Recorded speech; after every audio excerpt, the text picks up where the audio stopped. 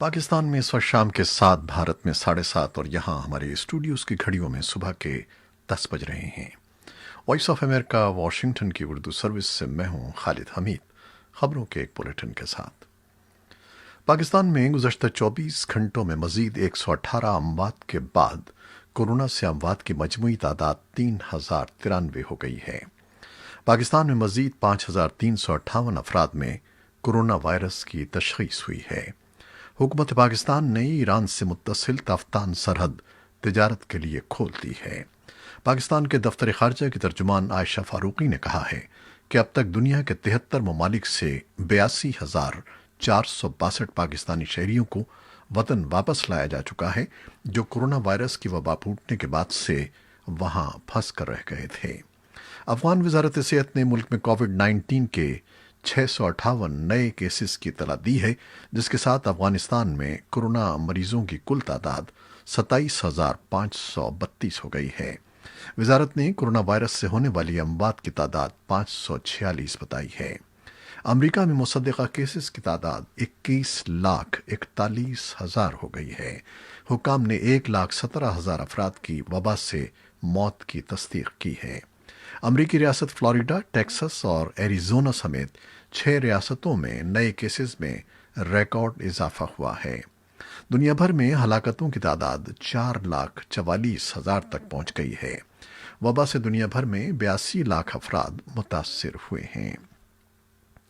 हुकूमत पाकिस्तान ने कोरोना का फैलाव रोकने के लिए बंद की गई ईरान से मुत्तसिल तफ्तान सरहद 7 रोज के लिए खोलने का नोटिफिकेशन जारी कर दिया है। ये सरहद 22 फरवरी को ईरान में कोरोना वायरस केसेस में तेजी से इजाफे के बाइस बंद की गई थी। जुमेरात को जारी किए गए नोटिफिकेशन में हुक्काम का कहना है कि सरहद पर कोरोना से बचाव के एसओपीज पर अमल दरामद लाजमी होगा। सरहद बंद होने से पाकिस्तानी ताजरों को मुश्किलात का सामना था और दोनों मुल्कों के दरमियान तिजारत अमलन बंद होकर रह गई थी। कारोबारी अफराद का कहना है कि सरहद की बंदिश से ईरान को बरामद किए जाने वाले आमों की खेप भी खराब हो गई थी। अक़वाम मुत्तहिदा की जनरल असम्बली ने भारत, मैक्सिको, नॉर्वे और आयरलैंड को आइंदा 2 बरस के लिए सलामती कौंसिल का गैर मुस्तकिल रुकन मुंतखब कर लिया है। जनरल असम्बली के बुध को होने वाले इजलास के दौरान सलामती कौंसिल की 5 नशस्तों के लिए 7 अरकान के माबैन मुकाबला था।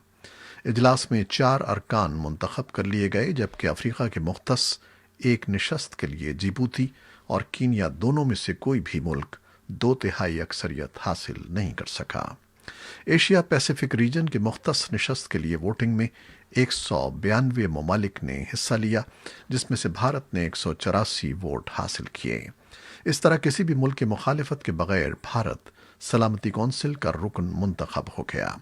भारत आखिरी बार सन 2010 में सलामती कौंसिल का गैर मुस्तकिल रुकन मुंतखब हुआ था, जब उसने 190 में से 187 वोट हासिल किए थे। भारत ऐसे मौके पर सलामती कौंसिल का गैर मुस्तकिल रुकन मुंतखब हुआ है जब चीन के साथ उसकी सरहदी कशीदगी उरूज पर है। इस इंतखाब को नरेंद्र मोदी हुकूमत के लिए बहुत बड़ी कामयाबी समझा जा रहा है। अक़वाम मुत्तहिदा में भारत के मुस्तकिल नुमाइंदे टी.एस. तिरुमूर्ति का कहना था कि भारत एक नाजुक मोड़ पर सलामती कौंसिल का रुकन बन रहा है और हमें उम्मीद है कि वो कोविड-19 के दौरान और उसके बाद की दुनिया में भी इस्लाहशुदा कसीर जहती निज़ाम के लिए क़यादत फराहम करता रहेगा। सलामती कौंसिल में असल इख्तियार 5 मुस्तकिल अरकान के पास होता है, जो किसी भी मामले को वीटो करने की ताकत रखते हैं। चीन सलामती कौंसिल का मुस्तकिल रुकन है। पाकिस्तान ने भारत के अक़वाम मुत्तहिदा की सलामती कौंसिल के गैर मुस्तकिल रुकन की हैसियत से मुंतखब होने पर सवालात उठाए हैं और कहा है कि सलामती कौंसिल के चार्टर की खिलाफ वर्जी करने वाले मुल्क का रुकन मुंतखब होना बुनियादी सवालात को जन्म देता है। जनरल असम्बली ने बुध को होने वाले इजलास के दौरान अपने नए सदर का भी इंतखाब किया। सदारत की दौड़ में तुर्की के मंदूब वाल्कन बॉस्कर वाहिद उम्मीदवार थे जिनका इंतखाब अमल में लाया गया। तहम आर्मीनिया, यूनान और कब्रस ने उनकी मुखालिफत की। मज़कूरा तीनों मुल्कों के तुर्की के साथ कशीदा ताल्लुकात हैं। सलामती कौंसिल अक़वाम मुत्तहिदा के 6 कलीदी इदारों में सबसे अहम इदारा है, जिसकी बुनियादी जिम्मेदारी بین الاقوامی امن اور سلامتی کو یقینی بنانا ہے۔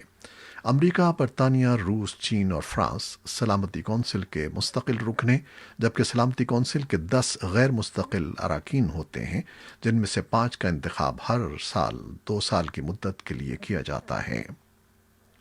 پاکستان کے وزیر خارجہ شاہ محمود قریشی نے جمعرات کو اپنے روسی ہم منصب سرگئی لیوروف سے ٹیلی فون پر رابطہ کیا اور دو طرفہ تعلقات، علاقائی صورتحال، کرونا وائرس کی وبا کی صورتحال اور افغان امن عمل کے بارے میں تبادلہ خیال کیا۔ پاکستان کے دفتر خارجہ کے بیان کے مطابق وزیر خارجہ کا اپنے روسی ہم منصب سے ٹیلی فون پر ہونے والا رابطہ دیگر ملکوں کے ساتھ ہونے والے سفارتی رابطوں کی ایک کڑی ہے۔ اسلام آباد میں انسداد دہشت گردی کی عدالت نے برطانیہ میں قتل ہونے والے متحدہ قومی موومنٹ کے سابق رہنما ڈاکٹر عمران فاروق کے مقدمے کا فیصلہ سناتے ہوئے 3 مجرموں کو عمر قید کا حکم دیا ہے۔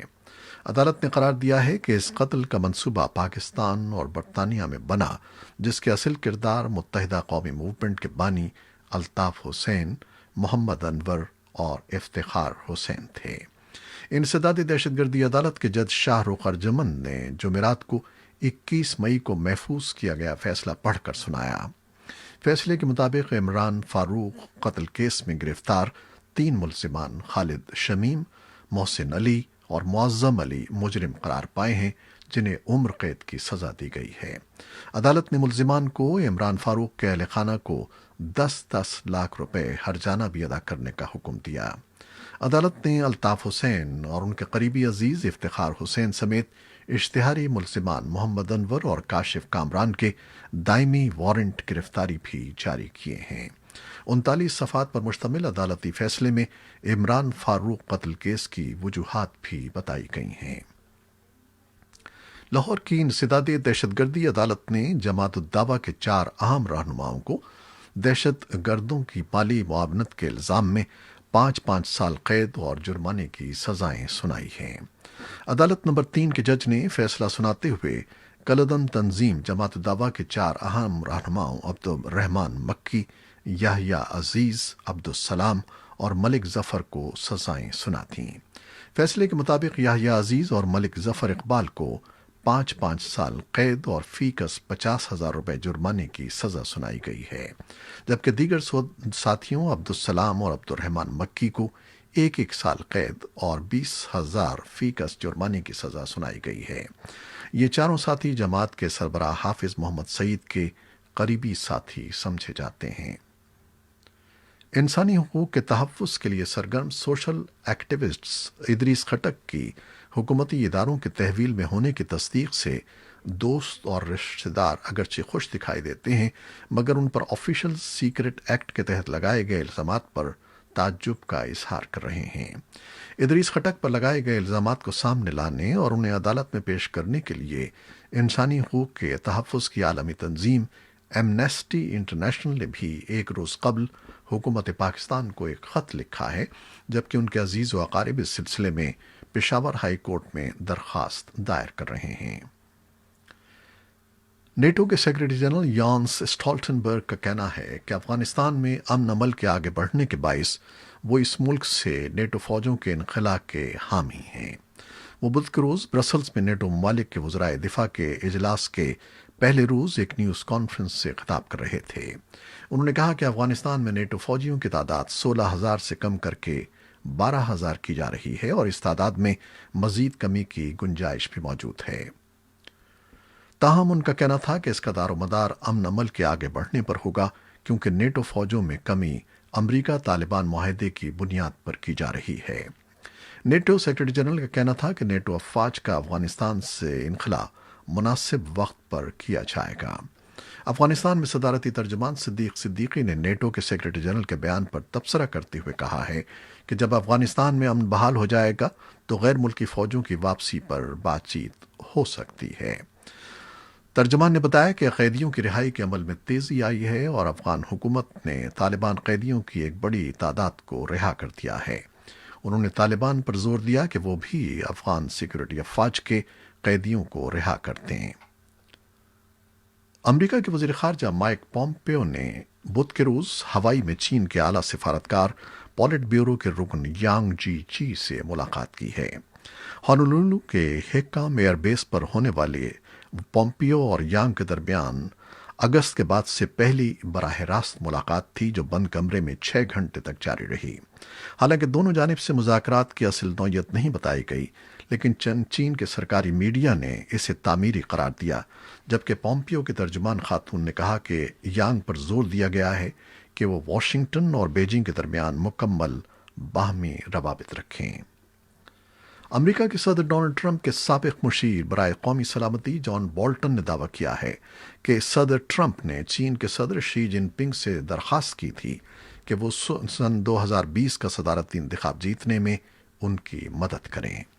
जॉन बोल्टन ने यह दावा अपनी नई किताब में किया है, जिसके बारे में ख्याल किया जा रहा है कि वो इंकशाफात से भरपूर होगी। बुध को अमरीकी अखबारों में इस किताब के कुछ हिस्से शाया हुए हैं। जॉन बोल्टन ने सदर ट्रंप पर इल्ज़ाम लगाया है कि उनकी खारजा पॉलिसी उसी एक नुक्ते के गिर्द घूमती थी कि कैसे दूसरी मुद्दत के लिए कामयाबी यकीनी बनाई जाए। उन्होंने कहा कि सदर ट्रंप के मुशीर भी सियासी हक़ाइक़ नज़रअंदाज करने पर अक्सर उनसे नाराज़गी का इजहार करते थे। जॉन बोल्टन की ये किताब the room where it happened, वो कमरा जहां ये सब हुआ, के उन्वान से आइंदा हफ्ते फ़रोख्त के लिए पेश की जाएगी, जिसकी फ़रोख्त रुकवाने के लिए ट्रंप हुकूमत ने दूसरी मरतबा अदालत से रुजू किया है।